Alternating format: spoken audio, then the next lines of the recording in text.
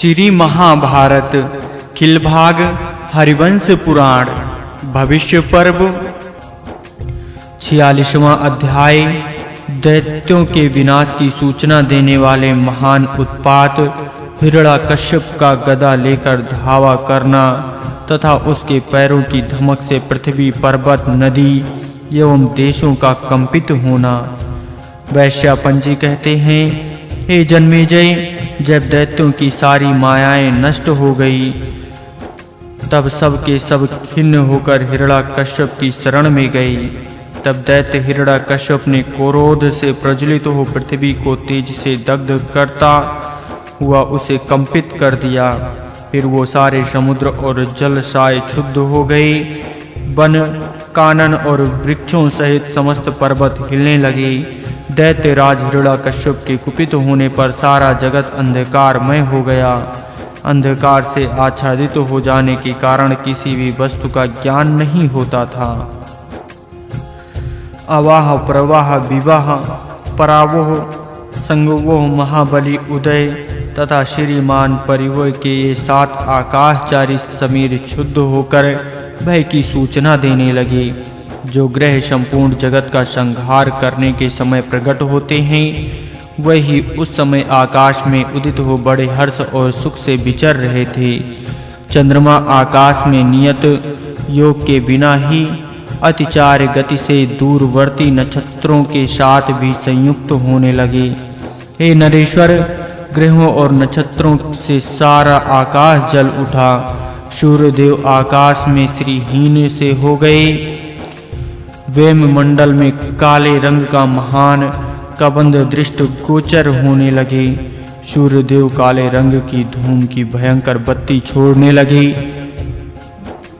आकाश में स्थित हुए भगवान सूर्य बहुत अधिक तपने और तपाने लगे।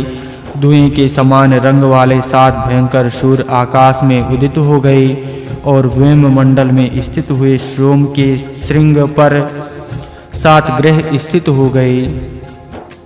सोम के बाएं भाग में शुक्र और दाएं भाग में बृहस्पति स्थित हुए। शनैश्चर और प्रातः काल के वरुण आरूढ़ वाले सूर्य के समान कांतिमान मंगल भी क्रमशः दाएं बाएं स्थित हो गई। प्रलय काल की आवृत्ति करने वाले भयंकर आकाशचारी ग्रह मेरु पर्वत के सुवर्ण निर्मित दुर्गम शिखरों पर एक साथ आरोहण करने लगे। नक्षत्रों के साथ चंद्रमा 7 ग्रहों से आवृत हो चराचर प्राणियों के विनाश के लिए रोहिणी का अभिनंदन नहीं करते थे। राहु से ग्रस्त हुए चंद्रमा उल्काओं से आहत होने लगे। भयंकर दिखाई देने वाली प्रज्वलित उल्काएं चंद्रमंडल की ओर जाने लगीं। जो देवताओं के भी देवता हैं, वे इंद्र रक्त की वर्षा करने लगे। आकाश से भयंकर शब्द से कि 7 बिंदुमयी उल्काएं गिरने लगी। सभी वृक्ष आकाश समय में फूलने फलने लगे। समस्त लताएं फलों से लद गईं, जो दैत्यों के विनाश की सूचना दे रही थीं। फल में फल और फूल में फूल उत्पन्न होने लगे। समस्त देवताओं की प्रतिमाएं आंखें खोलने मीचने लगीं, हंसने रोने लगीं। वह उच्च स्वर से चीत्कार कर उठी थीं, कभी धुआं छोड़ती, कभी प्रज्वलित होने लगती थी। इस प्रकार वह प्रलय की सूचना दे रही थीं। ग्रामीण पशु पक्षी जंगली पशुओं के साथ संसर्ग करने लगी। वहां भगवान नरसिंह के उपस्थित होने पर वह सभी पशु पक्षी भैरव रव में आर्तनाद करने लगे। नदियां उल्टी दिशा की ओर बहने लगीं, उनके जल गंदले हो गए। उस समय संपूर्ण लोकों के विनाश की सूचना देते हुए सूर्यदेव अपराह काल में आ पहुँचे। दिशाएं लाल रंग से धूल से भरी रही थीं, अतः प्रकाशित नहीं होती थीं।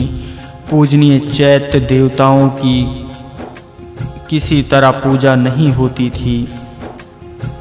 वह चैत्य वृक्ष वायु के वेग से छिन्न भिन्न तथा कंपित होते रहते थे।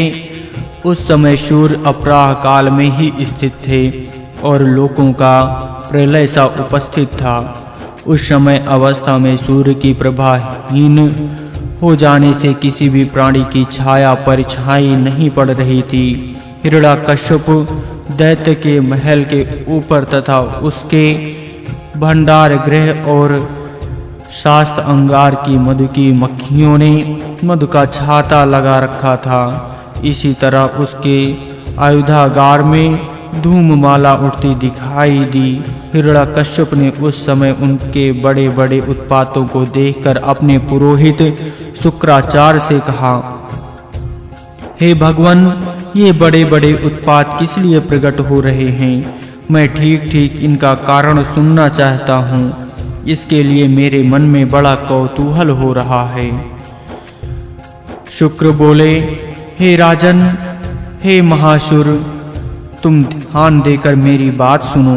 ये महान भयदायक बड़े बड़े उत्पात यहाँ इस नियमित से दिखाई देते हैं। वह बताता है, सुनो हे महासुर, जिस राजा के राज में ये उत्पात दृष्टिगोचर होते हैं उसका राज छिन जाता है अथवा वो राजा ही मारा जाता है। अतः तुम बुद्ध से भली भांति विचार करो, जिससे सारा उत्पात नष्ट हो जाए, अन्यथा शीघ्र ही महान भय प्राप्त होगा, इसमें संशय नहीं है। उस समय दैत्यराज हिरण्यकश्यप से इतना ही कहकर, शुक्राचार्य तुम्हारा कल्याण हो, ऐसा कहते हुए अपने घर को चले गए। उनके चले जाने पर वो दैत्यराज बहुत देर तक चिंतामग्न बैठा रहा। उस ब्राह्मण के वाक्य का बारंबार स्मरण करके वो दैत्य मन ही मन बहुत दुखी हो गया था। असुरों के विनाश और देवताओं की विजय के लिए नाना प्रकार के भयंकर उत्पात दिखाई देते थे, जो देखने में भी बड़े भयानक थे।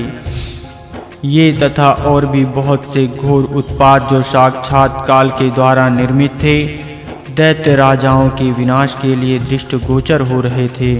तदनंतर हिरण्यकश्यप तुरंत ही हाथ में गदा लेकर पृथ्वी को बारंबार कंपित करता हुआ बड़े वेग से दौड़ा। दैत्य हिरण्यकश्यप ने रोष से ऊंट को दांतों तले दबाकर भगवान आदिवराह की भांति अपने पैर से पृथ्वी का स्पर्श किया। उस महाकाय दैत्यराज के द्वारा जब बारंबार पृथ्वी कांपाई जाने लगी, तब भय से व्याकुल हो बहुत से नागराज पर्वतों से नीचे गिरने लगे। वे विष की ज्वाला से व्याप्त हुए मुखों द्वारा आग उगल रहे थे। उनमें से किन्हीं के 4, किन्हीं के 5 और किन्हीं के 7 फन थे। वासुकी, तक्षक, कंक्रकोटक, धनंजय, इलापत्र, कली, प्राकर्मी महायज्ञ तथा सहस्त्र फन धारण करने वाले सुवर्ण में ताल ध्वज से सुशोभित सर्वसमर्थ पृथ्वी पालक भगवान अनंत शेष नाग भी, जिन्हें कांपाना बहुत ही कठिन था, कंपित हो उठे। जल के भीतर रहने वाले जो तेजस्वी धूधर दिग्गज आदि थे, उन्हें भी उस समय कुपित हुए उस दैत्यों ने सब ओर से कंपित कर दिया। पाताल तल में विचरने और नागों को तेज धारण करने वाले कल्याणकारी सुंदर सुस्वादु जल, जिनके इस रास को विचलित करना बहुत ही कठिन था, सहसा क्षुब्ध हो गई। भागीरथी नदी, सरजू, कौशिकी, यमुना, कावेरी, कृष्णा, वेड़ा, महाभागा, सुवेड़ा, गोदावरी नदी, चरमोंडती नदी, सिंधु नदों और नदियों का अधिपति समुद्र मेकल पर्वत से प्रकट हुआ और मणि के समान स्वच्छ जल वाले सोनभद्र नद, सुंदर अस्त्रोत वाली नर्मदा नदी, वेत्रवती नदी, गौओं के समुदाय से व्याप्त गोमती नदी, अपूर्ण जल वाली सरस्वती नदी, महाकाल नदी, पवित्र जल बहाने वाली तमसा, सीता, इच्छुमती देविका और महानदी, इन सबको उस दैत्य ने विशुद्ध कर दिया। समुद्र रत्नों से सुशोभित रत्नवान जम्बूद्वीप को और सोने की खानों से युक्त स्वर्णकूटक नामक देश को भी उसने कंपित कर दिया। पर्वतों और कन्नों से सुशोभित लोहित नामक महानद, कौशिकारण्य नामक पतन, चांदी की खानों से युक्त द्रविड़ देश बड़े बड़े ग्राम वाले मगध, अंग, व्यंग, शुहा, मलय, विदेह, मालो, काशी और कौशक देशों को तथा जिसे विश्वकर्मा ने बनाया था और जो कैलाश पर्वत के शिखर की भांति सुशोभित होता था, गरुड़ के उस सुवर्ण निर्मित भवन को भी उस दैत्य ने कंपित कर दिया, जिसका लाल जल तथा वेग भयंकर था। उस लोहित नामक सागर को और श्वेत बादलों के समान सुंदर एवं स्वच्छ क्षीर समुद्र को भी उसने विचलित कर दिए। हे राजेंद्र, उदयगिरी 100 योजन ऊंचा है, उस पर सोने की वेंदियां बनी हुई है। वो शोभाशाली पर्वत नागों और पक्षियों से सेवित है। सूर्य के सादृश तेजस्वी सुवर्ण में वृक्ष, साल, ताल, तमाल आदि जो फूलों के बहार से लदे रहते हैं, उदयगिरी की शोभा बढ़ाते हैं। कणिकाएं भी उस पर्वत की श्री वृद्धि करती हैं। ऐसा उदयाचल भी उस दैत्य के पैरों की धमक से कंपित हो गया। सब और धातुओं द्वारा अलंकृत विशाल अयोमुख पर्वत तथा तमाल वन और चंदन की सुगंध से भरा हुआ सुंदर मलयगिरी भी उस समय विचलित हो उठा। सुराष्ट्र, सुबाहरीक, सूर, अभीर, भोज, पांड्यच, व्यंग, कलिंग, ताम्रलिप्त, आंध्र, पुंड्रय, वामचूड़ और केरल नामक देशों को तथा वहाँ के देवताओं और अप्सराओं को भी उस दैत्य ने शोक में डाल दिया। सिद्धों और चरणों के समुदायों से सेवित महीर्ष आगस्त को निवास भूत आगस्ती भुवन नामक पर्वत, जिसे पूर्व काल में दूरों से के लिए आगम्ब बना दिया गया था, बहुत ही मनोहर है। वहाँ के नाग और पक्षी विचित्र हैं।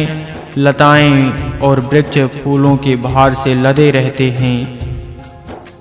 वो स्वर्ण में शिखरों से सुशोभित तथा अप्सराओं के समूह से सेवित है, किंतु उसे भी उस दैत्य ने क्षुब्ध कर दिया।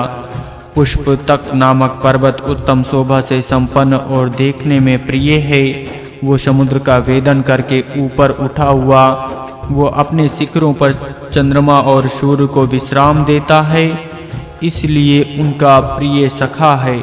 सूर्य और चंद्रमा की किरणों के समान प्रकाशमान अपने बड़े बड़े श्रृंगों द्वारा आकाश में रेखा खींचता हुआ सा सुशोभित होता है। उसका निम्न भाग सब ओर से समुद्र के जल से आच्छादित है।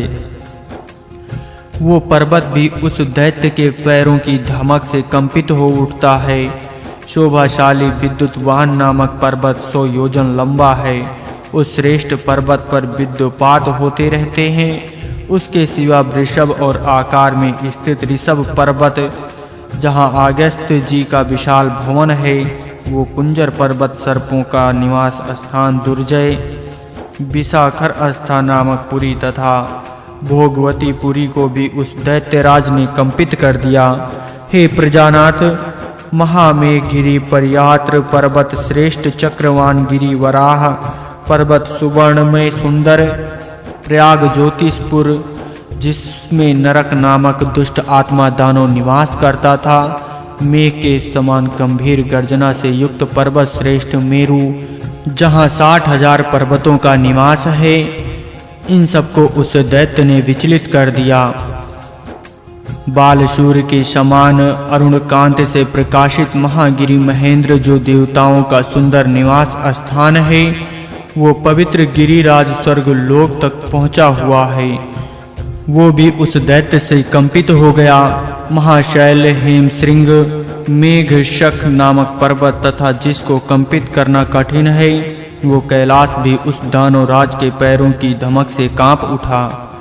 कैलाश वो पर्वत है जिसकी कंदराओं का यक्ष, राक्षस और गंधर्व सदा ही सेवन करते हैं। उसके वृक्ष सदा खिले रहते हैं। वो सुंदर शोभा से संपन्न और मनोरम है। सुवर्ण में कमलों से आच्छादित वैखानस सरोवर तथा राजहंसों से सेवित मानस सरोवर को भी उसने क्षुब्ध कर दिया था। वृषंग पर्वत सरिताओं में श्रेष्ठ, कुमारी नदी हिम के राशि सादृश, मदिराचल, उसीर बीज नामक पर्वत गिरिराज, रुद्रप्रस्थ तथा प्रजापति का निवास स्थान पुष्कर पर्वत, इन सबको उस दैत्य ने कंपित कर दिया था। देवावृत पर्वत, वालुकगिरि, क्रोचगिरि, सप्तऋषि शैल तथा धूम्रवर्ण पर्वत, ये और दूसरे बहुत से पर्वत, देश, जनपद, नदी और समुद्र उस दानवेंद्र ने कंपित कर दिया।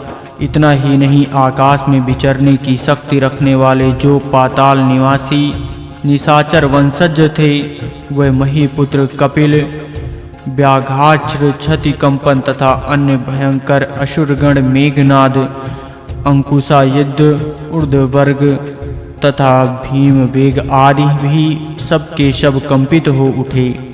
इस प्रकार श्री महाभारत के खिलभाग हरिवंश के अंतर्गत भविष्य पर्व में नरसिंह अवतार विषयक 46वां अध्याय पूरा हुआ।